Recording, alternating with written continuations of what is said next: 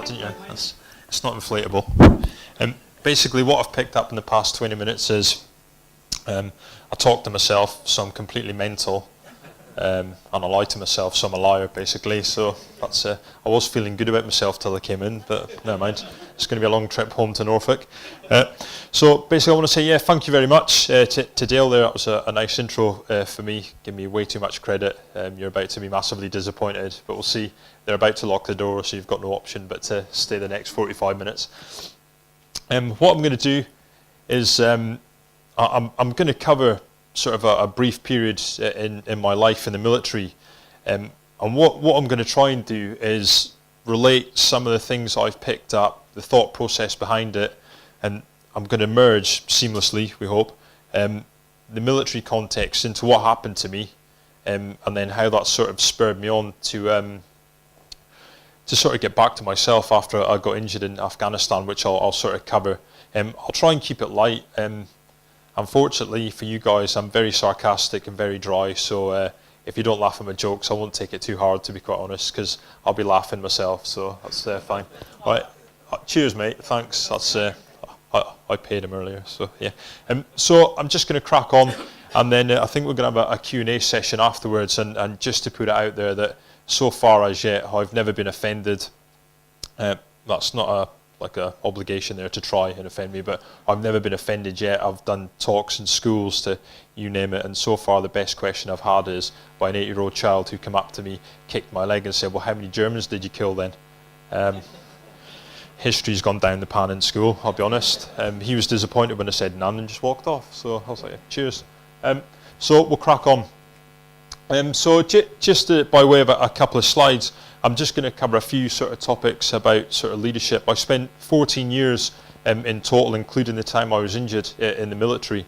And I guess like any organisation, civilian or military, I don't know if there's any ex-military people in the audience, you go in sort of on the rank structures at a base level, and then dependent on your sort of performance really, you will then progress through the ranks.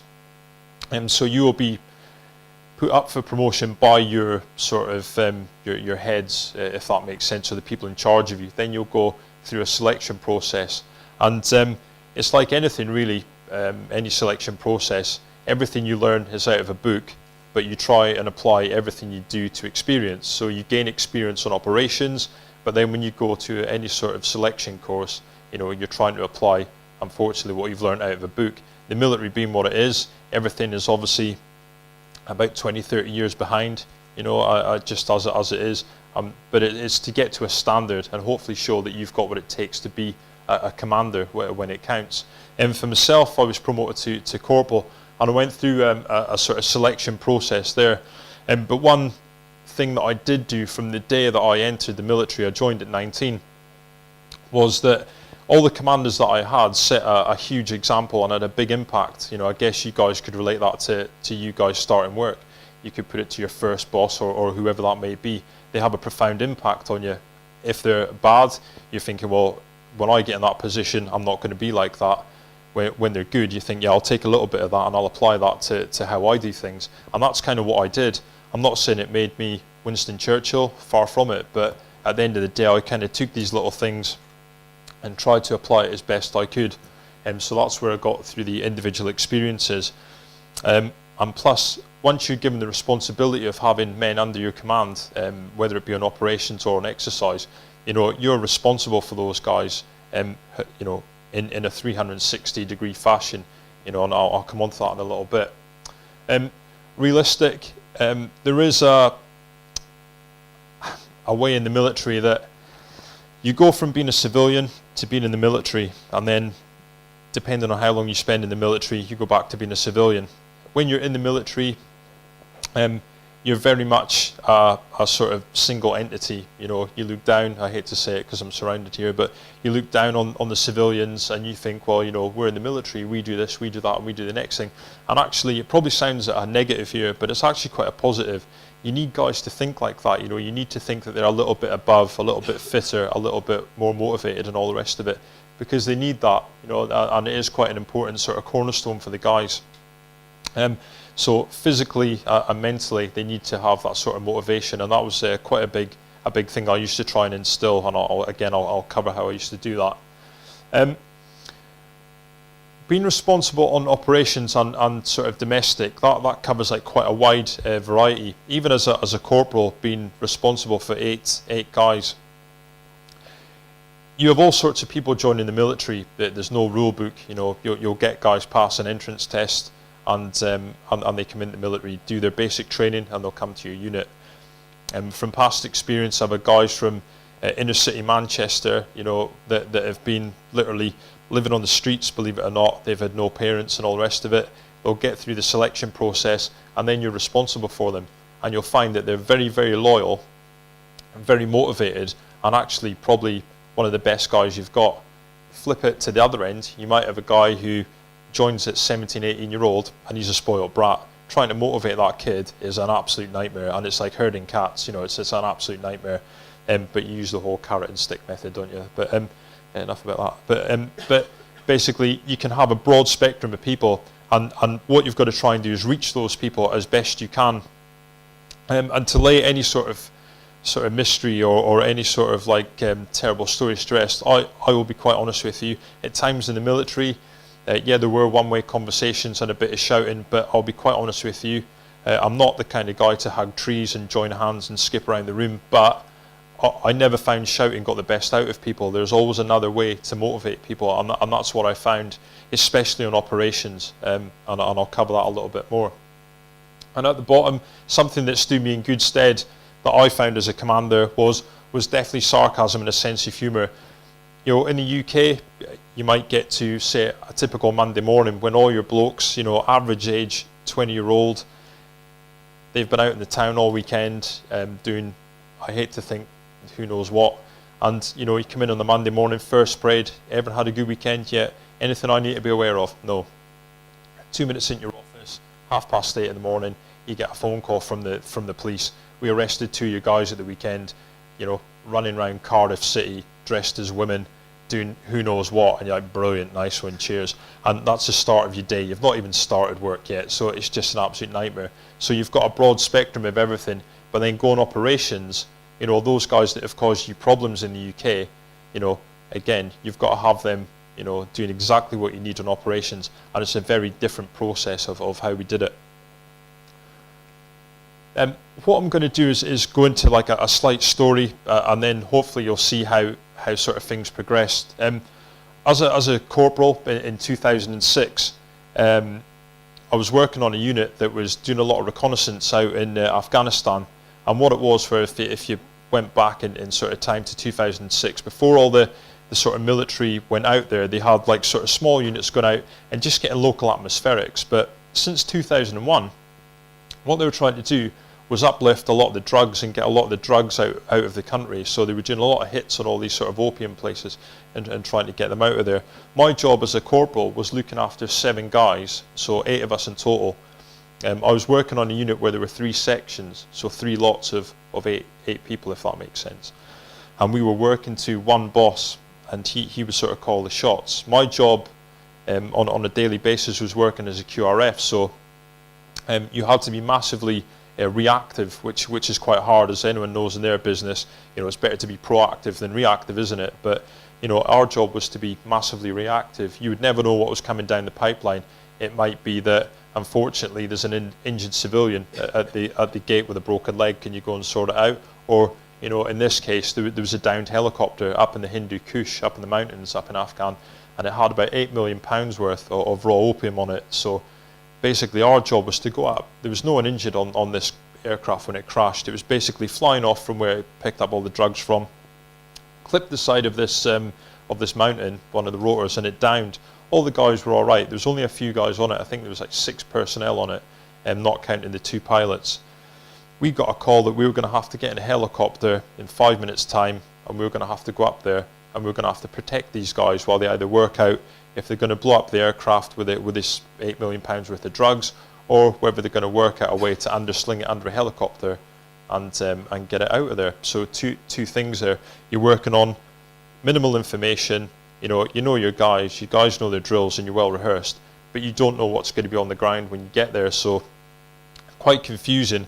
And actually, what Dale said there about working under pressure, you know, you try and convince yourself, yeah, it'll be fine, we know what we're doing. But it's like anything, no plan survives contact with the enemy. Just as it's going to take place in a second, about a kilometre from where the aircraft went down, where they got this stuff, there's a couple of hundred civilians that aren't too impressed because they've been growing this opium for a few months and it's just about to be taken away from them. A lot of money out of their system. I'll be honest, we were about as popular as a brown thing in a punch bowl, you know, not too popular to be quite honest.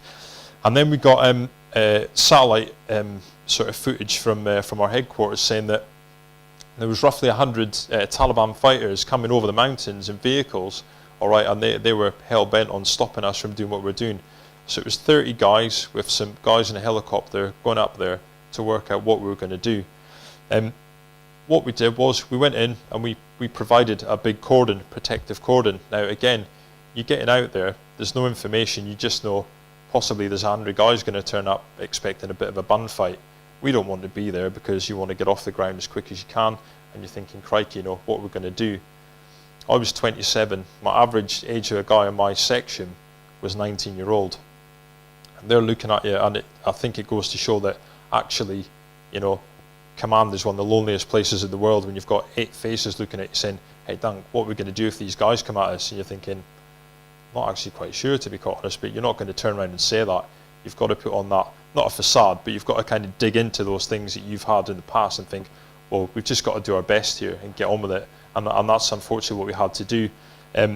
Just to sort of bring it to life, you know, I'm going to show you the footage of what we did, but as the guys are coming over the mountain, believe it or not, in the vehicles, wanting to have a bit of a bun fight with us, they managed to quickly blow up the helicopter. We managed to get on the helicopters and get out of there.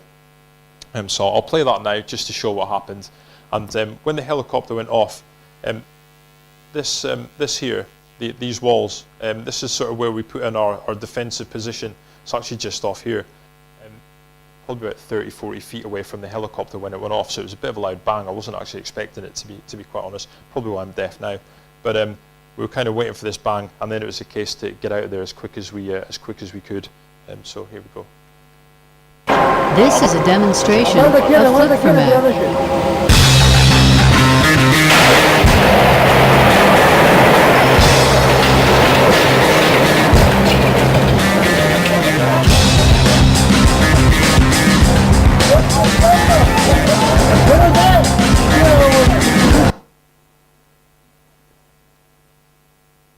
And that's about it. That was there should be a little bit more.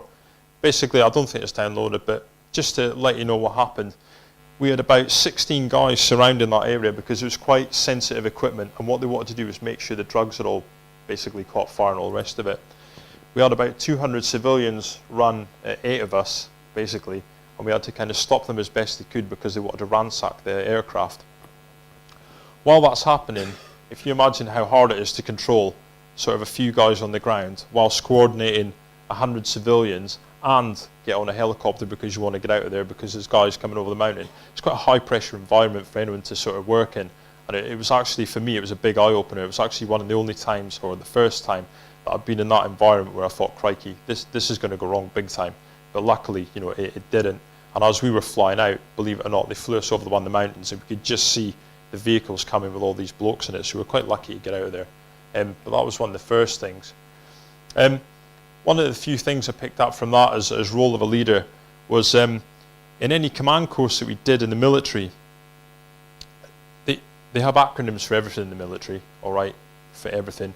You know, KISS being the biggest one, keep it simple, stupid. You know, we keep it simple because you're stupid, so you're like, yeah, cheers for that, thanks. But, you know, other ones, as a commander, you know, CMAID, the things that you need to be an effective commander: confidence, manner, attitude, diligence, and enthusiasm. There's about 1 million of these things. I don't know who thinks them up, but certainly wasn't me. But the one thing that we picked out of that, or one thing I always picked up out of any sort of training course that we did was, you know, it's great to try and purvey these things. It's great to try and put these things out there, but it didn't work for me. For me to stand in front of 30 blokes and shout and bawl as you think that you're supposed to, it didn't work. So being myself, so speaking to people basically as I would like to be approached and spoken to myself, was actually way more effective. And you actually get a lot more feedback that way from the guys. You know, guys will generally come and tell you what's happening with them, and generally speaking, on a 9 to 5 day week in the UK, you'll get more out of them, and it was more effective on operations for sure. Training with the guys, I did find out, as I'll go on to a little bit, on operations, training one up was a big thing. You know, you've probably done it in your own businesses. Your boss has a day off, who's going to fill in for him? It was a big thing in the military. It wasn't a case of having a day off. Usually it was someone's been injured, or unfortunately someone's been killed, who's going to take over? And I'll go into one of the vignettes in a minute, but that's what happened to me. In fact, it happened twice on the one tour within about a fortnight, and I was like, you know, like a rabbit in the headlights. But you know, that's why we sort of train one up, and that's one thing we did on exercise, sort of big time, so the guys have confidence that if it does happen, you know, you can carry on as best you can. And that was again one thing that I was always made to do as a young lad, as a sort of young private, and it helped me out massively. Setting a firm example, just to sort of cover that in broad brush. I also had an example set to me, and the military has its own set of sort of values and standards, and people will either take that on or they won't. You know, you're not going to get everyone that's going to toe the line, but I always had it as a clear defined angle that when guys come to me on my section, my platoon or on my unit, that they massively toed the line, and I kept the standards up as best I could at all times. You know, the one time that you go back at it is the one time that guys know they can get away with it and standards slip.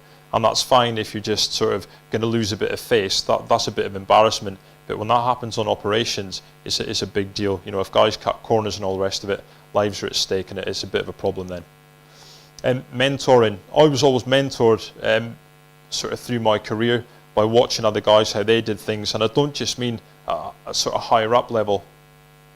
I would watch guys in my peer group, or in fact other guys that are coming through the ranks, see how they would do things, because at the end of the day, just because you're a commander doesn't mean you know everything. You know, if you can't be approached and told how to do something a bit more effectively, you're not much of a commander at all, I don't think. So it was important to also to mentor people, but to be mentored as well by all.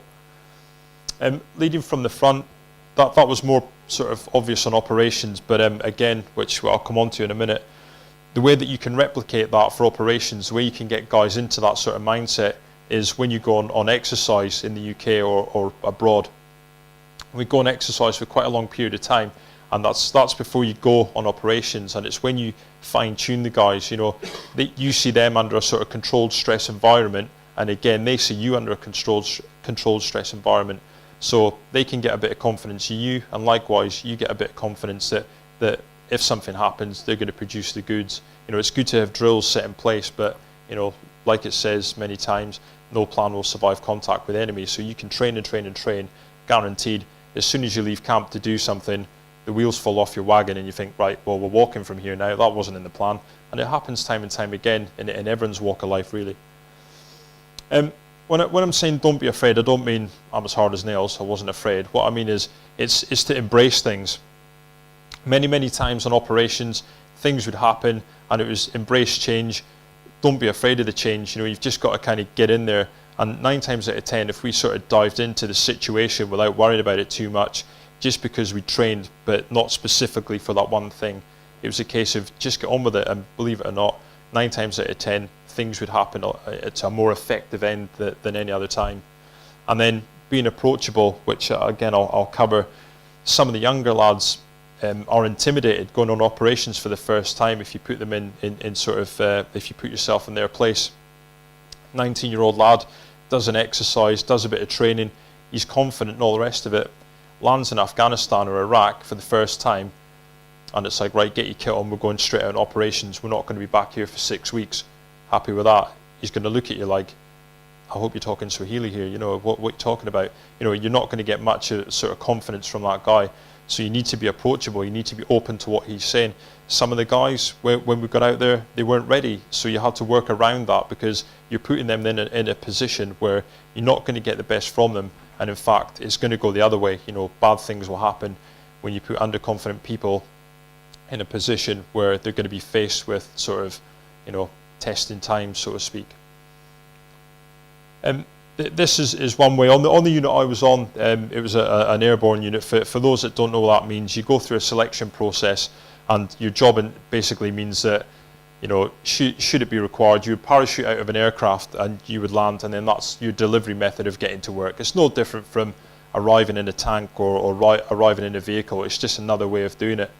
The reason that we practice it, the chances of it happening in a war zone or anything like that, probably 1,000,000 to 1 unless you're in the American forces. But it's a really good training tool. The stress of sorting yourself out for a parachute jump, it takes about, well, they reckon it's about 8 to 10 hours stress on your body, even though it only takes an hour to actually get up in an aircraft and do it. So it's a really good training tool for the guys, believe it or not.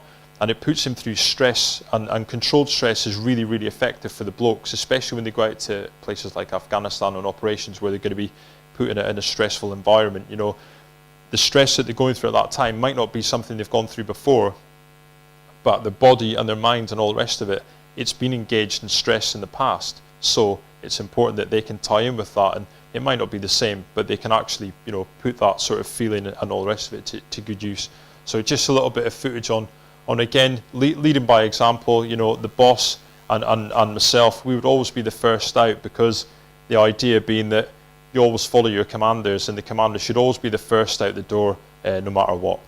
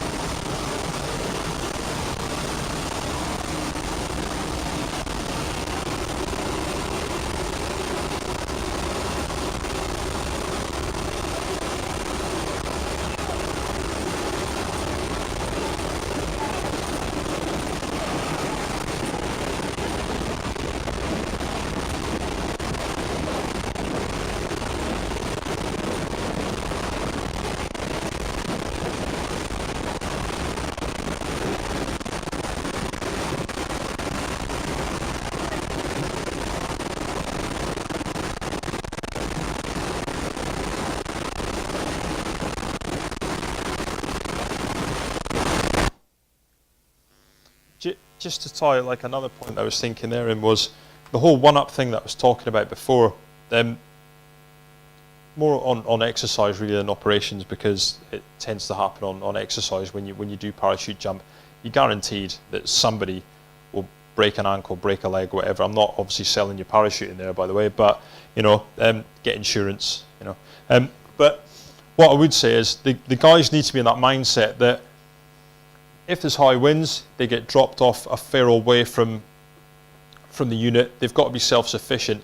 They've got to think for themselves, you know. But that's just how they get to work. That's just how they get into the ground. How they get to then the start of the exercise, the start line of the battle or whatever, it's down to them to think about that. And if you treat the guys like they're a number, like they're a mushroom, so they're kept in the dark and fed on the brown stuff, you know, they're going to act accordingly. If you give them the freedom to think, oh yeah, I know where I am, I've got a map, I know where we're going, I know what we're doing. You know, if they're fully briefed with as much information and as much freedom to think as possible, definitely, you know, you get the best results out of them. That's how I was treated, and again, that's how I then treat the young lads coming through, because it got sort of better results every single time. Just to sort of talk about Iraq 2007, we were working up in Baghdad. That's my unit there. We had about 30 of us working there in support of some of the other units up there, and we went up there for 9 months, so quite a long old period of time really. And it was quite a testing place working in Baghdad. You know, it's quite a dodgy old place, and we did quite a big sort of package for training. So we were really well rehearsed in sort of exercises and all the rest of it, and every man knew their job.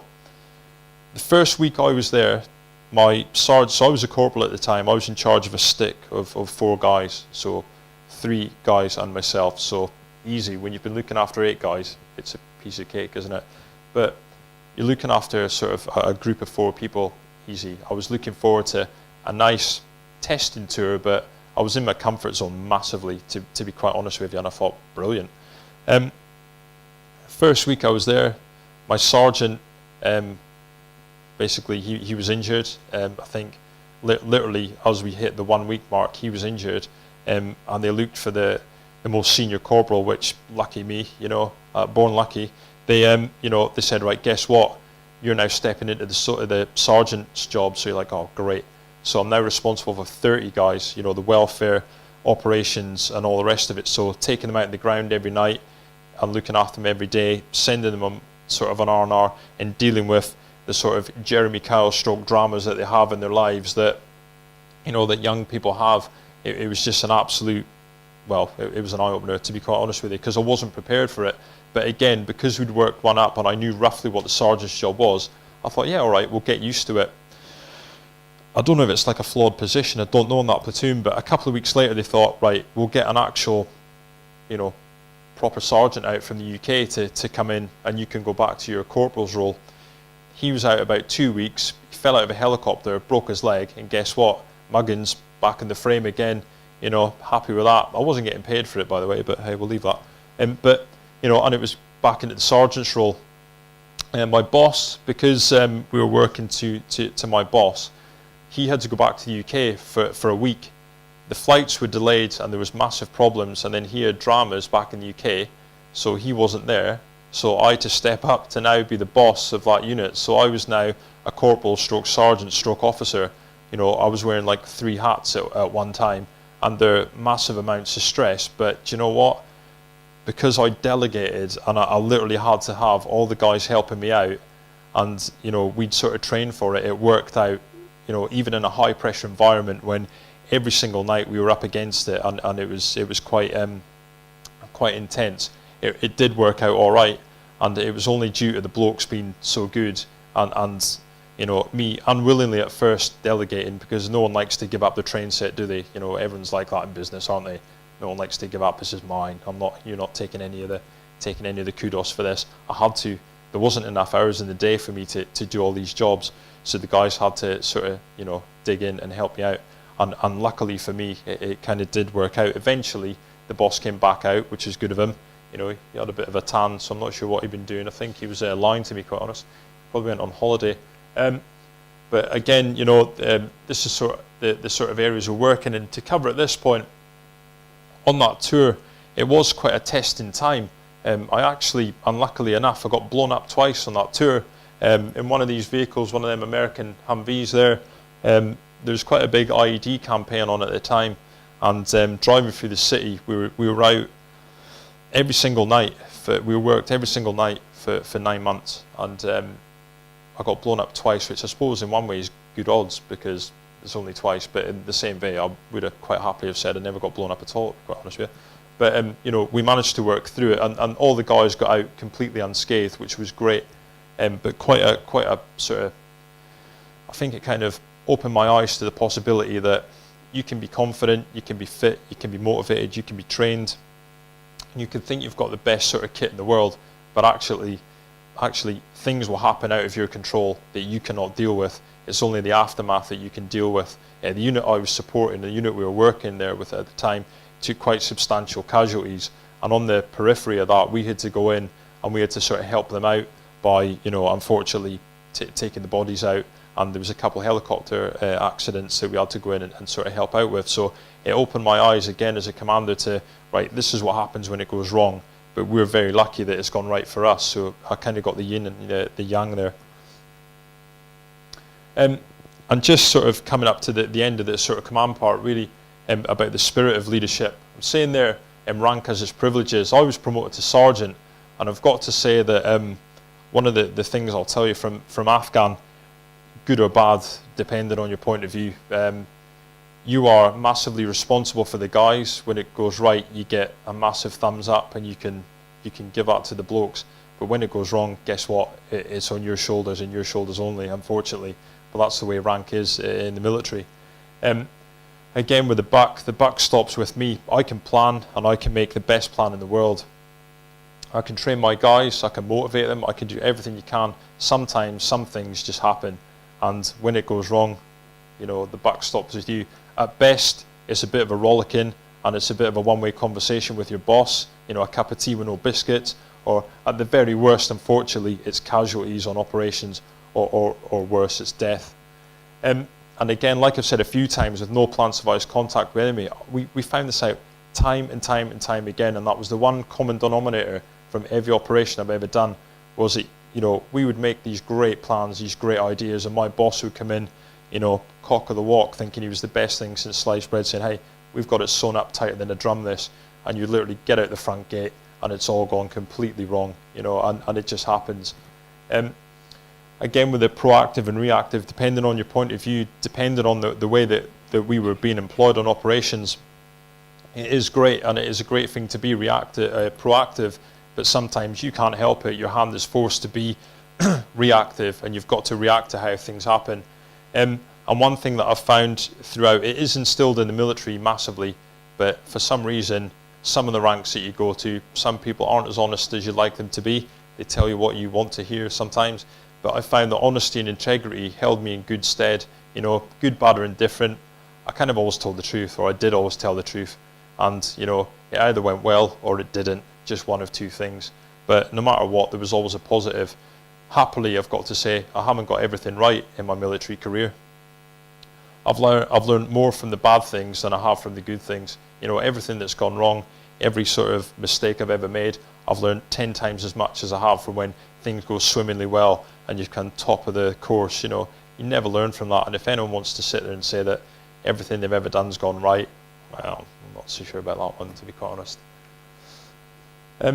Okay, so just to sort of finish off on this one, Afghan 2009, I went out as part of the UK contingent to, again, a platoon of 30 guys. And my job on there this time was to work with the Afghans. We had about 50 Afghans with us that we recruited, trained, and we mentored on operations. And because I've done it with the guys in the past, you've got that human element of mentoring people, but then you've got big barriers such as language, and you've got things like religion and the way that people are in their own countries.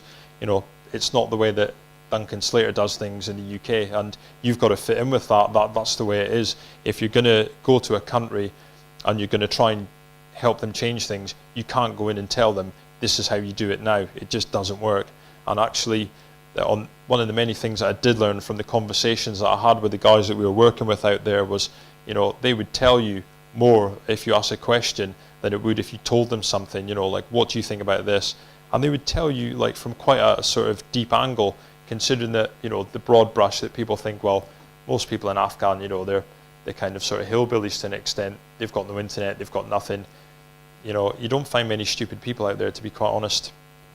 And so I got 3 months into the tour, and what we were doing was working up in the Helmand Valley in the green zone. That's where all the fighting takes place. And routinely, we would go out for 6 weeks at a time, live in the desert, be resupplied by helicopter or aircraft, and we would just work sort of out in the desert in a safe environment, come into the green zone, try and get as much intelligence as we can, go back, report it up to the sort of higher echelons, and then other units from the army and all the rest of it would come in and act on that intelligence.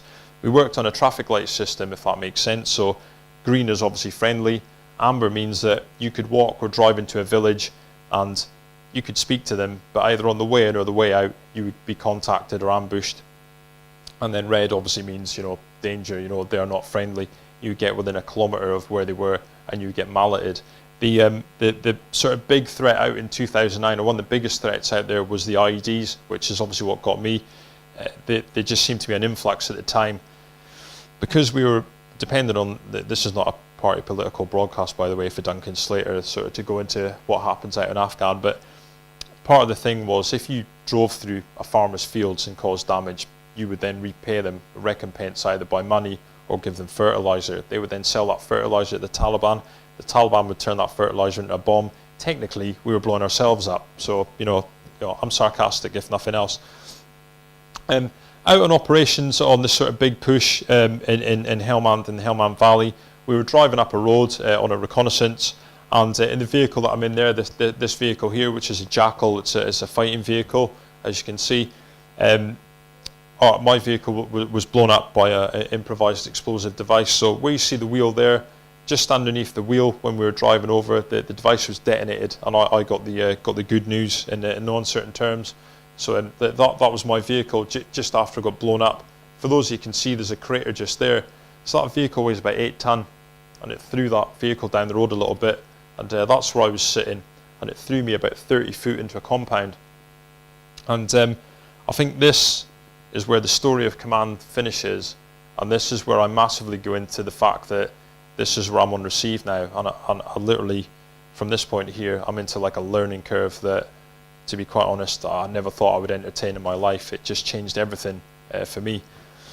I landed in this compound. It's still in the chair, so you could argue technically it was an ejector seat if you wanted. But I broke my back with the blast. The shockwave of the blast broke my back, and the way that the vehicle came up, it completely smashed my legs. I broke all the ribs in my back, so I found it quite hard to breathe, a bit winded. And then I broke my arm as well, so I couldn't really do much. I had like one arm basically that was working at the time. So I tried to sort myself out as best I can, but again, delegation's a great art, so I kind of needed the guys to square me away big time. I wasn't going to put myself in a stretcher, that's for sure. So the guys called in for a helicopter.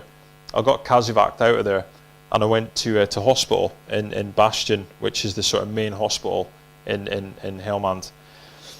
In there, kind of patchy, to be quite honest. I was on so much ketamine that I could have flown home, to be quite honest with you. So what they did was they had me flagged as high priority, so they weren't sure whether I was going to live or die. Unfortunately, if your body goes through too much trauma at one time, it can basically just give up. So it's kind of anyone's call. So what they did was they got me back to the UK as soon as possible, and they got me back to the UK as soon as possible. Within 22 hours of being wounded, I was in the UK, and I spent 5 months in hospital. One, I was in intensive care for quite a long time, and two, what they wanted to do was assess the sort of extent of my injuries. I kept my legs in the blast, which for anyone is a massive plus point. I'll give you that. But they were giving me so much problems that for 5 months I lay in a bed flat and I couldn't do much else. I literally watched as much daytime TV as one person can take in their life. As much Dickinson's Real Deal and Top Gear reruns as you can have. In fact, I've been walking through the hotel valuing stuff as I go. It's terrible, really. But you go through operations and you go through all these things, and you're in the hope all the time. You're at the mercy of the doctors and all the rest of it giving you information. So again, going back to being in a command role, you're being massively reactive. You're reacting to what these guys are saying. They told me initially, you've got broken legs. I thought, well, 6 weeks time, I'll probably be up and about. I'll probably make it out for the end of the tour, no problem at all. But when they sort of got into the bones of it, literally, they said, like, what you need to realise is your legs from the knee down are completely smashed. Your bones don't know what to knit to. They tried to go in there and try and piece it all together with sort of shards of metal and all the rest of it. Wasn't happening. So to sort of basically cover that in one big aspect, when I was coming up to the point of going from hospital to rehabilitation, all right, I'd been through the sort of mixer really, but I was in a ward with other people, so other injured service people that had come back. So the sense of humour in that ward was probably the worst sense of humour you've ever seen in your life. But there's some great wind-ups. But on the other side, you're in there with people that, in the bed beside me, for instance, there was a guy with three limbs missing. So he was missing 2 legs sort of high up, and he's missing 1 arm. I'm lying in there with a broken back and legs in plaster. I'm not going to start whinging to that guy there. It's just not going to happen.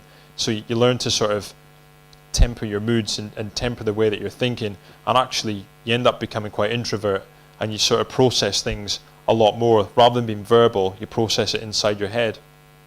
And it can be a bit of a sort of double-edged weapon at times. You can massively bring yourself down, but actually, for me, touch wood, I found quite a lot of inner sort of strength from things that had happened before. I wasn't willing to quit, even though I had a broken back. I wasn't willing to give up on my mobility. I think at the end of 5 months, the doctor that would come round and he did all the operations on me, he was literally at his wit's end with me. Every time he came round, my first question would be, how are my legs? Am I going to get up and running soon? And I was gradually wearing this guy down. You could see, I bet he just absolutely hated coming to see me. And in the end, I was sat with my wife in bed, and I asked him again, what's going to happen? Because I was just about to go off to rehabilitation, so hopefully get going again out of this wheelchair. And I said, Luke, what's going to happen to me? Am I going to get up? Am I running? What's the score? Like, is it London Marathon in 6 months' time, or what? What are we talking here? And he kind of looked at me, and he said, right, you need to listen to me here, and you need to listen, good. and which was difficult because I was deaf in one ear, which is a bonus being married, but we'll leave that again. But kind of, as you do. But so anyway, he said to me, like, you need to realise here, you are never getting out of that wheelchair. And that was his words. You're never getting out of that wheelchair.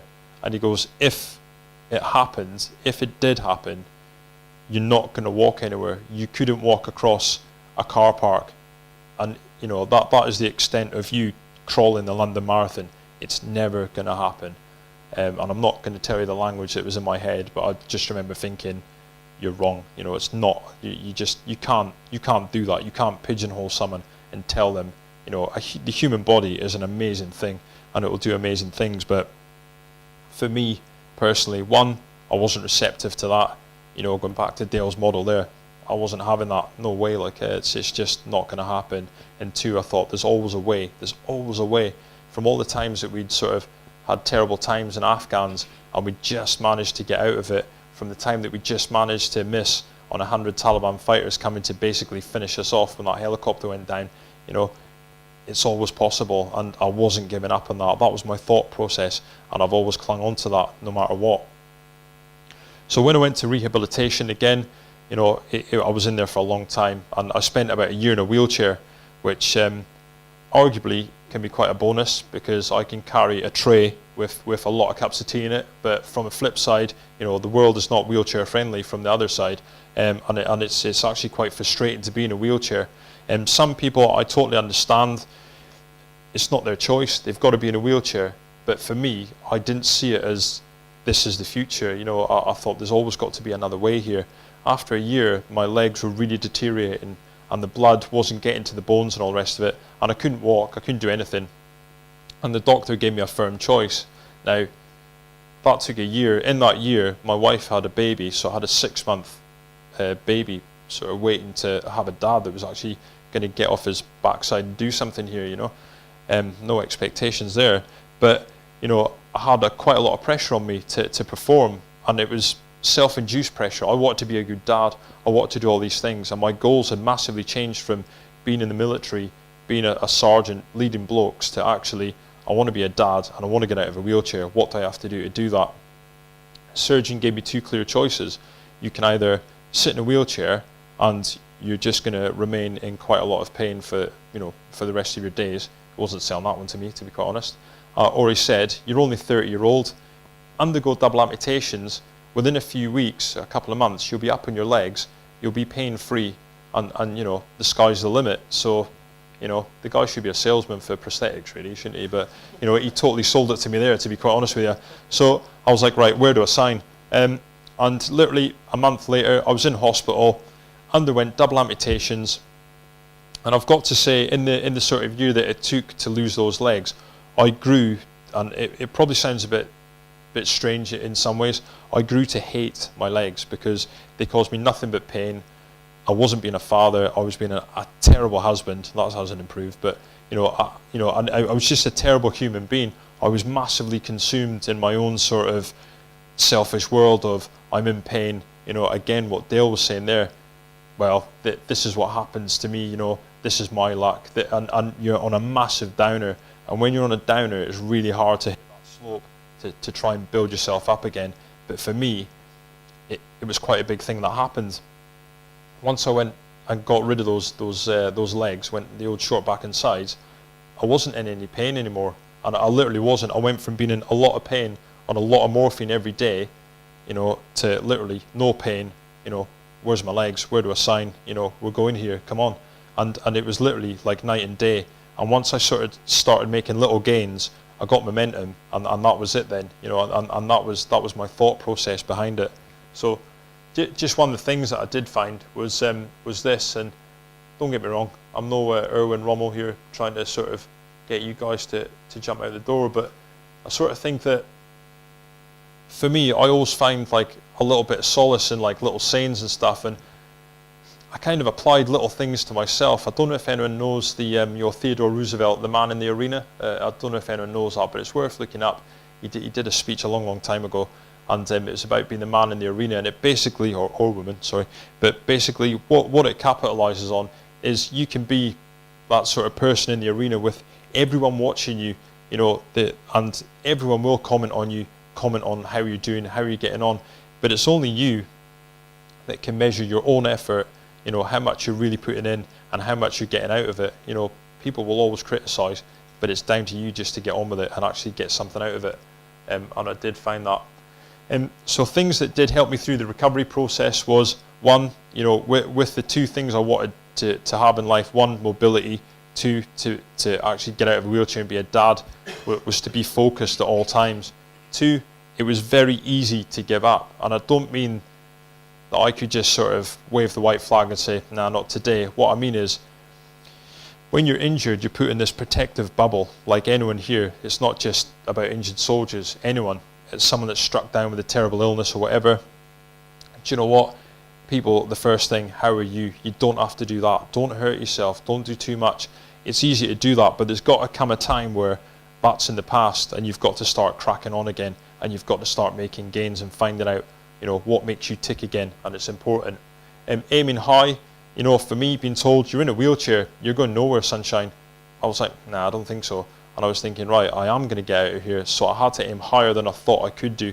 I wasn't going to stick with someone else's idea of what I could do. I was going to pick my own.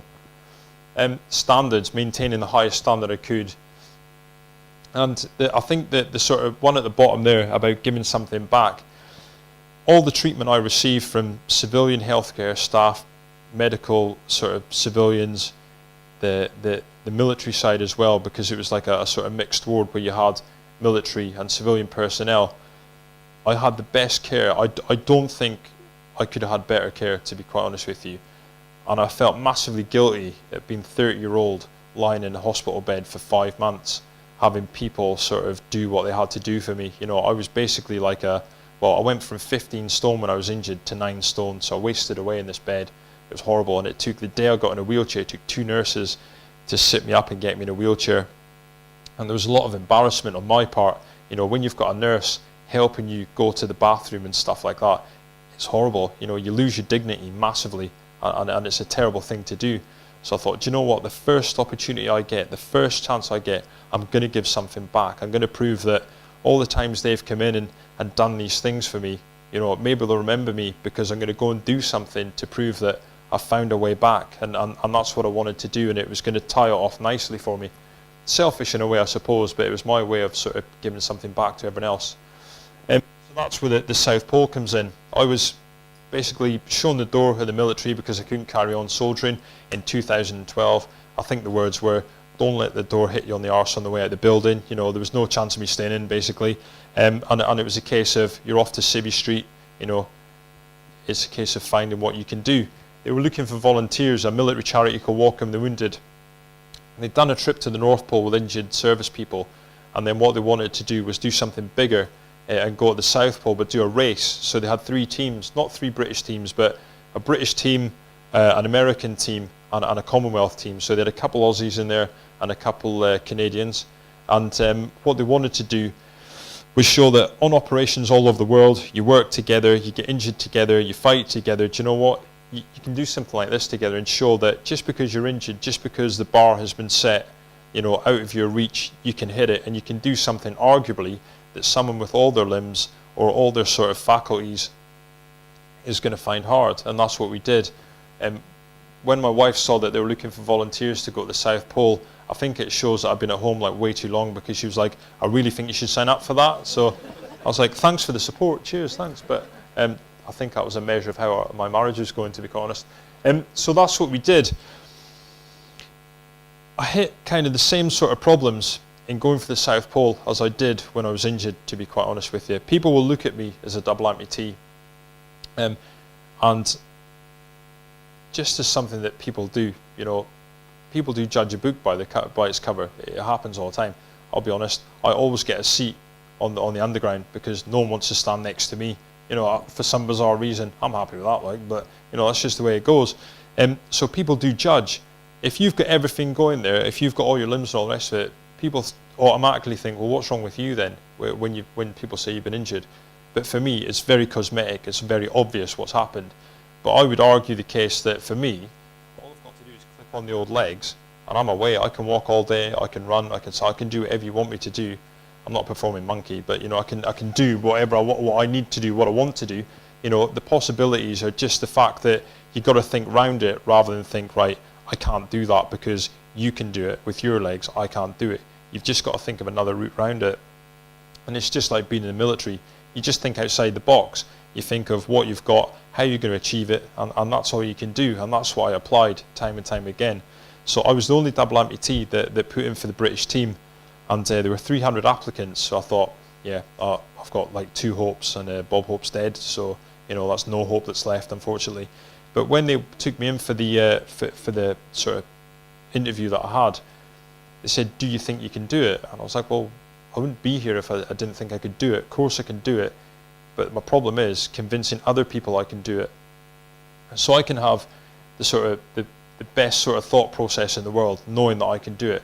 But if people aren't going to believe in me, it's not going to happen. So I had to go through this process of, eventually I was picked to get on the team, but I had to show people time and time again that I was safe. They're taking a massive risk taking you down to Antarctica. So I had to show people I could ski 200 mile and I could do all these different things. So they set us like little goals all the way for a year. So we had to train constantly for a year to get sorted out.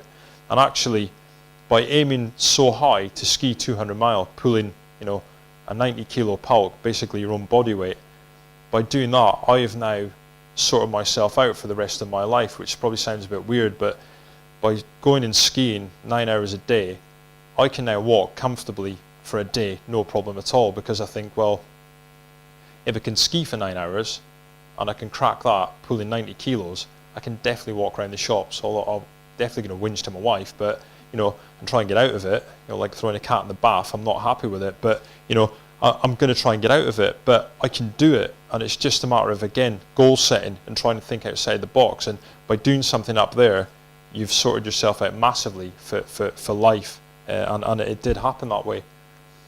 And by the way, that ginger bloke there is Prince Harry. He was on our team. I forgot to mention him, name drop. He, part of the thing was, if you said a bunch of injured soldiers and all the rest of it are going to the South Pole, I think, oh, that's nice. But if you put Prince Harry in it, everyone's going to go, oh, nice one, yeah, we're going to watch that. So that's why they did it. He was the PR guy, he was the sort of head honcho there, and he came with us, and he did the whole expedition with us, actually. And a lot of the things that I'd learned in the military about teamwork, team cohesion, basically, your physical standards and sort of honesty and integrity came into play. Being in Antarctica, you're going to a place that nobody goes routinely on a daily basis. It was minus 48 with a wind chill, so it was a pretty chilly old place. I'm from Scotland, so I thought I knew cold, but that was a new cold for me. And you're in a demanding atmosphere, and I would put it to you that even someone like Prince Harry, with all his limbs, with seemingly no problems, he's going through the same problems as me. Just because I've got no legs, doesn't mean I find it easier or harder than him, and we're both thinking our own way around all these little problems. And for me, actually, it's a total bonus, because we're in like little 2-man tents. Unclip my legs and take them off outside the tent, I can literally run around that tent. It's a piece of cake. For these guys, they've got to shoehorn themselves in there, so I had loads of space, and I had 2 pillows as well everywhere I went, so easy. It's just your thought process, isn't it? If you're willing to sort of make light of it and think, well, what is the plus here? What's the upside?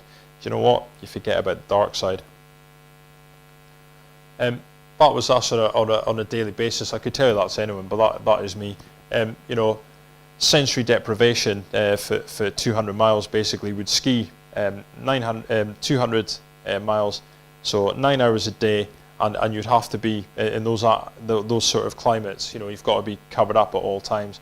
So what I would say was, what I used the South Pole for was a really cathartic process. I thought about a lot of things that had happened to me since 2009, the way that I'd sort of done things, reacted to things, and the way that I was going around my, if you want to call it, disability, the way that I was now perceived, and more importantly, the way I perceived myself. Because I think until I got to the South Pole, I looked at myself as Duncan Slater, the ex-military bloke who is now disabled. And it wasn't a case of that. Once I thought about it long and hard enough, I thought, well, could a disabled person ski 200 mile? Probably not. it's not that you're disabled, it's just that you're enabled in another way. And I'm not trying to like sort of say that, do you know what, not every person that says you're disabled isn't. It's nothing like that. But my own perception of myself was kind of a limiting factor in my life until I got picked for this team. And once I'd done sort of 9 hours a day, if you like, I got to the end and I was like massively zen, you know, I was like totally at peace with myself, believe it or not. And one thing that I hadn't really mentioned was I suffered from post-traumatic stress disorder with kind of what had happened. And that had been a massive stumbling block for me, you know, a huge sort of thing. You look at every day in a massive grey light, you know, you never see the positive in anything, you see the downside in everything. So again, when I was picked for this, what I wanted to do was, if you think of the last bad thing that had happened to me in my life was getting blown up, you know, that was a bad thing to happen, and that's what my PTSD was based on. So what I thought was, do you know what, if I replace that with a massive positive, it can only be good. Hopefully it might cancel out the sort of negative. So when I got to the South Pole, believe it or not, you know, I hate to say it, but it did work for me. I'm not saying it would work for everyone, but it worked for me. And I now look back and think, well, what have I done since I've been injured? You know, I don't think of 2009 getting blown up and cartwheeling through the air, you know, but what I think about is, hey, do you know what? I did 200 miles at the South Pole. Not many people have done that one, have they? And I sort of think of it as a massive plus point. And I think, well, right, what now? And one of the good things I've got to say is there's a lot of PR around all this sort of stuff. And if you didn't watch the documentary, thanks very much for your support. But, you know, and if you did, thanks for your support. But, you know, what I would say was the first thing that any reporter would ask us when we came back wasn't, how's your legs? How are you? You know, how are you getting on and all this sort of stuff. It was, so what do you think's next for you then? And it was, you were back on that even keel, if you like, if that makes sense to anyone here. You were almost, you could see the shadow of your former self back a little bit. And from a very personal point of view, just to finish off, my wife said that when I came back from Antarctica, I don't recognise you, who the hell are you? No, she didn't say that. But what she said was, you know, you've got your old self back again. You know, it's almost like you've got your own mojo back a little bit that you had when you're in the military, because every day is different. You're achieving things all the time, and I didn't have that when I got out. I didn't have that when I was going through the recovery process. But when I went through this, you know, that's what gave me it back. And I put that down to my military experience, and I put that down to the way I was treated and the sort of the things that I did in the military, you know, and I don't look at it as a bad thing at all. You know, sometimes in the past I have done. I thought, well, it was a waste of 14 years of my life. But now, more than ever, I think this is where I should be now. You know, I should be this double amputee that's going to do this, that and the other, and I'm quite at ease with it all. And I think, do you know what, it wasn't all that bad, actually. You know, it really wasn't. And it's just a matter of changing my goals, changing my thought process and embracing change. That's really all it was, just a case of thinking, right, do you know what, this has happened. On paper it's bad, but actually when you're going through it, the amount of help and support I had, you know, no man's an island, you need help and support. I got that and I made gains, and I went on to do something that, in my humble opinion, was second to none. It was absolutely brilliant. So that's basically it. And that was the 3 guys left standing. Only joking. But just as one final thing, I'll just quickly tell you, there was an American guy, for those that didn't watch the documentary, cheers. There was an American guy that was blind, completely blind. Not that you can be half blind, but like he was completely blind. Ivan, his name was. The only Puerto Rican ever to go somewhere that was minus temperatures. He hated the cold. It was hilarious. And we get to the point where we're about 10 kilometres away from the South Pole, and because they were filming it, they wanted to look great for the cameras, and they had us in a line, and it looked really cheesy and all that, and we thought, this is horrendous. And what they did was, they said, right, Ivan wanted me to lead him. Because he's blind, you can't just ski off, because you'd find him in the Azores or something, or you'd never know where the hell he went. So what we did was, they would connect them up with 2 metal poles on his hips, and the guy in front would connect them to his sledge that he was pulling, and he could feel the sort of dips and all the rest of it at the ground, change direction. It was amazing to watch. So what they did was, on the last day, Ivan wanted me to lead him, so I thought, cheers mate. But so they connected me up to him, and off we went. And you live in an iPod for 9 hours a day. you've got a lot of music going on for 9 hours, you know, Cliff Richard, Michael Bublé, whatever you want to listen to. And so off we went, and because it was the last day, you can see the South Pole, we think, right, let's just go for it. And we kind of thought everyone was there, and off we went. And I had this tapping on my arm a couple hours in, and we're literally on the cusp of getting to the South Pole, so we thought we're right there. And I thought, here we go, we've got a cheesy photo or something before we get there. And it was one of the guides saying, look, you need to stop here, guys, you know, you guys are like miles and miles in front of everyone else, you know, you've left them for dead, you need to wait here, we all need to get there as a oneer to make it look good for the camera and all this sort of thing. So while I was sort of listening to him, I was taking my iPod out while he was saying all this. I looked back to Ivan, I thought, I better tell Ivan. I didn't realise the guide had told him already. So he's pulling out his iPod, and he goes, "Hey Dunk, did you hear that, did you?" And I was like, "What?" He goes, "The blind guy and the guy with no legs, we're winning here." And I was like, "Oh, you're bloody right, mate. Yeah, nice one. We're not stopping now like this. We stuck in and we like shot off to get there like this. So if anyone tells you that we didn't win, they're lying, right? So we got there first, I'll tell you that. But that's basically it in a nutshell. And I think it's probably time for questions and all that. So cheers.